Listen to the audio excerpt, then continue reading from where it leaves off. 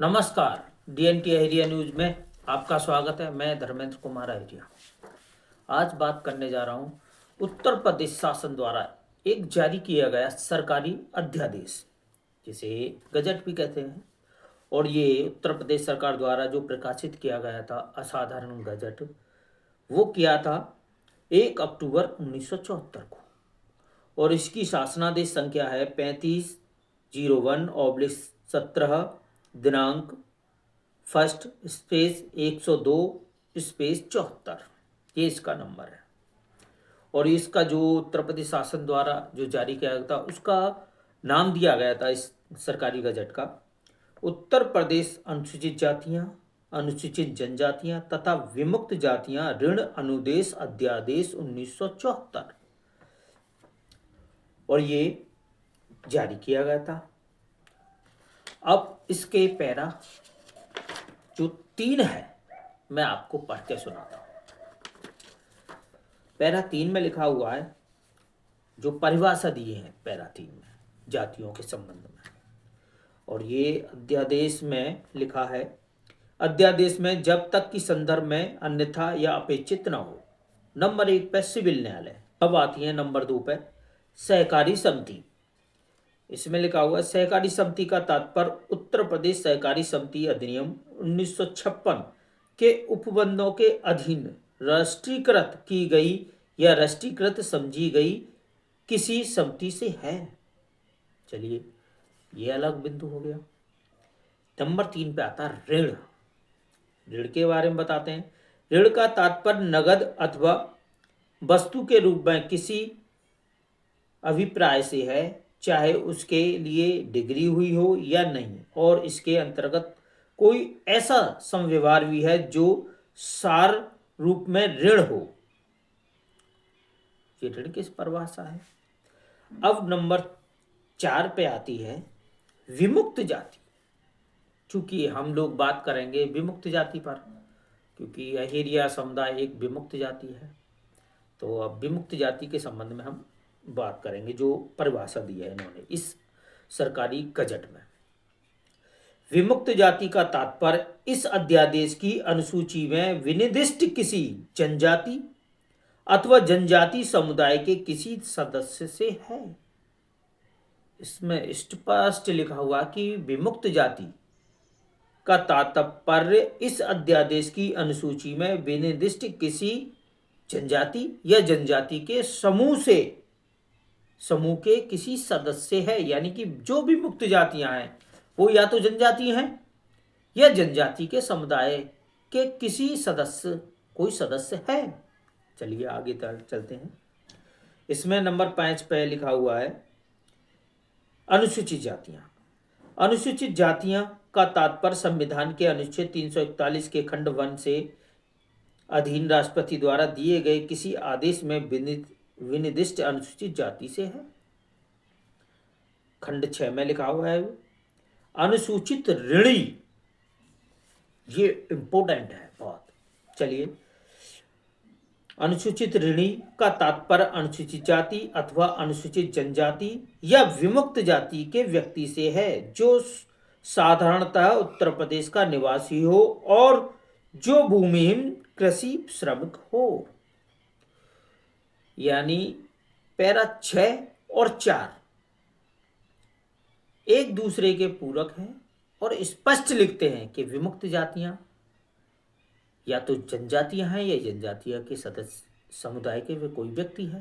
तो यहां लिखा हुआ है कि अनुसूचित ऋणी, जो भी अनुसूचित ऋणी है या तो अनुसूचित जाति है या अनुसूचित जनजाति या विमुक्त जाति, तीनों में एक ही है और जो उत्तर प्रदेश का निवासी हो और जो भूमिहीन हो।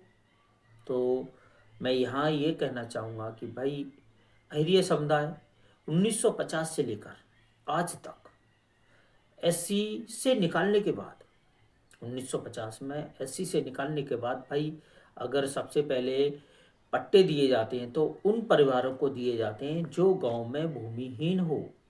और तवज्जो पहले एससी के व्यक्ति एससी या एसटी के दिए जाते हैं, उसके बाद में बीसी, उसके बाद जनरल। लेकिन यहाँ तो खेला ही अलग है, पट्टा देना ना देना वो अलग चीज़ है। यहाँ तो श्रेणी का ही चक्कर है। एक स्पष्टीकरण है, उसे पढ़ के बता देता हूँ। स्पष्टीकरण है, इस खंड के प्रयोजनार्थ इस भूमिहीन कृषि श्रमिक का तात्पर्य उस व्यक्ति से है जिसकी जीविका का मुख्य साधन कृषि श्रम या खेती करना है और जिसके द्वारा उत्तर प्रदेश में भूमिधर, सीरधार, आसामी या सरकारी पट्टेदार के रूप में कोई भूमि व्रत नहीं है। या खंडखा में उत्तर प्रदेश में भूमिधर, सीरधार, आसामी या सरकारी पट्टेदार के रूप में 0.404686 हेक्टेयर 1 एकड़ तक भूमि व्रत है। ये इसका स्पष्टीकरण है कि जो सरकार ने भूमि दी गई थी SC ST या विमुक्त जाति के लोगों को, वो सीरदार हो या भूमिधर हो या आसामी हो या सरकारी पट्टेदार हो, और 1 एकड़ से कम हो, और ये इसमें लिखा हुआ है। अब आगे बढ़ते हैं। पैरा 7 में अनुसूचित जनजातियाँ, और अनुसूचित जनजातियों के संबंध में लिखा हुआ है। अनुसूचित जनजातियां का तात्पर्य संविधान के अनुच्छेद 342 के खंड फर्स्ट के अधीन राष्ट्रपति द्वारा दिए गए किसी आदेश में विनिर्दिष्ट अनुसूचित जनजाति से है। अब यहाँ आप समझ गए हैं पैरा 4 और 6। 4 में लिखा हुआ है विमुक्त जाति। विमुक्त जाति का तात्पर्य अनुसूचित जाति या अनुसूचित जनजाति के किसी व्यक्ति से है। ये स्पष्ट है, विमुक्त जाति या तो जनजाति है या जनजातीय समूह का कोई व्यक्ति है। और जो अनुसूचित ऋणी है, अनुसूचित ऋणी में लिखा हुआ है कि अनुसूचित जाति या जनजाति या विमुक्त जाति का व्यक्ति हो जो उत्तर प्रदेश का निवासी हो।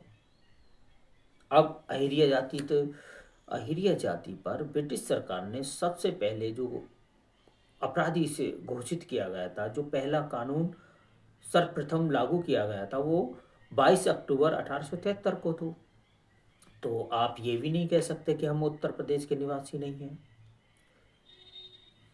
और अहिरिया जाति को जब अपराधी पहली बार घोषित किया गया था ब्रिटिश सरकार के समय से 1871, और ये बात हो रही है 1974 में।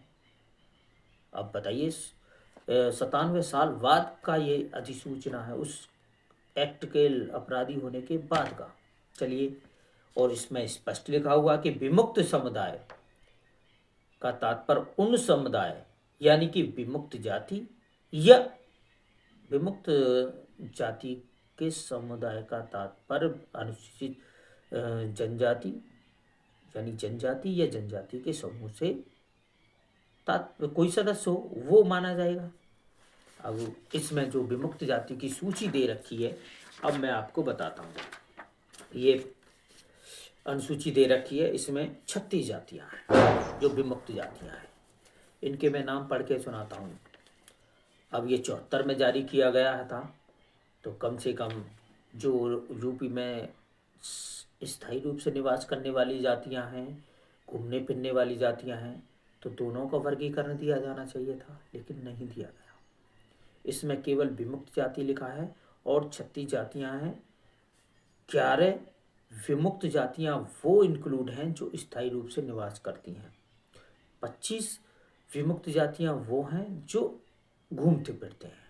नाम है, पहले नंबर पे है बंजारा है, भर है, दलेरा कहार है, गडीला है, घोसी हिंदू है, केवट है, मल्ला है, लोध है, मेवाती है, औदिया है, तगाभाट है, खुरपल्टा है, मूंगिया ब्रैकेट में मूंग है, मदारी है, सिंगीवाला है, औगड़ है, बैद है, भाट है, चमरमंगता है, जोगी है, जोगा है, किंगरिया है, महावत, लुंगी पठान, कलंदर फकीर, भतरी, सपेरा, कुरमेलिया, हिंदू महावत, बेलदार, कनमेलिया, गोसाई, गोदनहार, लोना चमार, वर्गी, सिंगलीगर, कंकाली, ब्रजवासी। ये 36 जातियां हैं।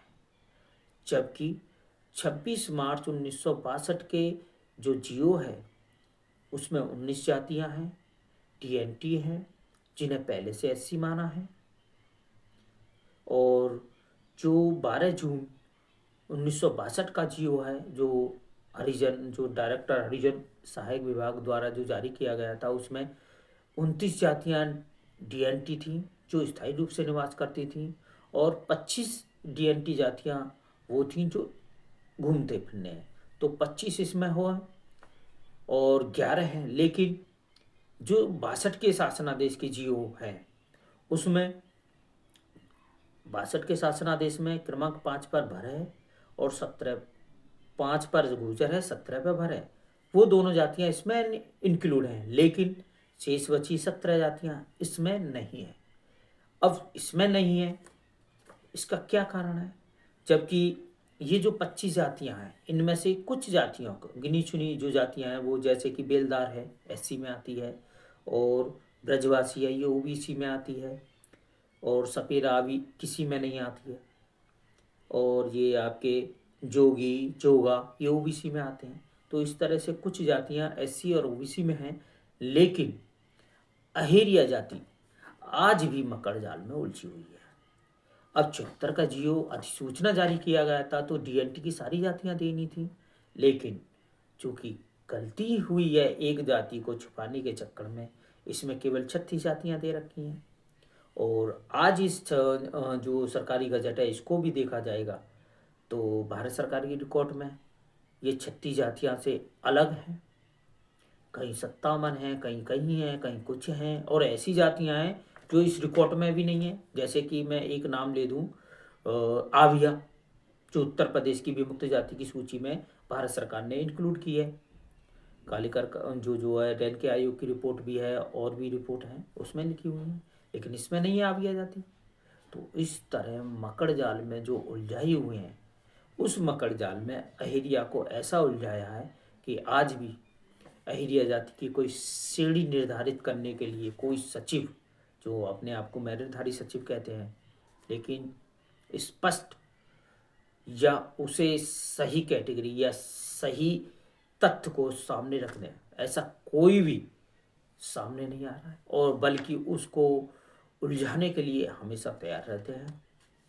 और इस एक्ट के माध्यम से मैं आपको स्पष्ट बता देता हूँ कि विमुक्त जाति, या तो जो विमुक्त जाति के अंतर्गत आती हैं, या तो जनजातियां होती हैं या जनजातीय समुदाय के किसी व्यक्ति से। ये मैं नहीं कह रहा, ये अधिसूचना कह रही है, उत्तर प्रदेश सरकार द्वारा जारी की गई थी, और इस सरकार ने द्वारा इस अधिसूचना को छुपाए रखा है, ऐसे तथ्यों को बहुत अलग छुपाए रखा है।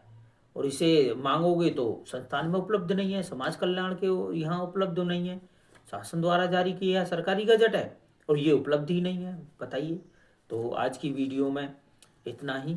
तो मैं सभी से निवेदन करूंगा कि इस वीडियो को पूरा सुनें, और विमुक्त जाति के जो तथ्य हैं वो बहुत ही इम्पोर्टेंट हैं, आप उसे सुनें और सुनकर कमेंट अवश्य करें। धन्यवाद।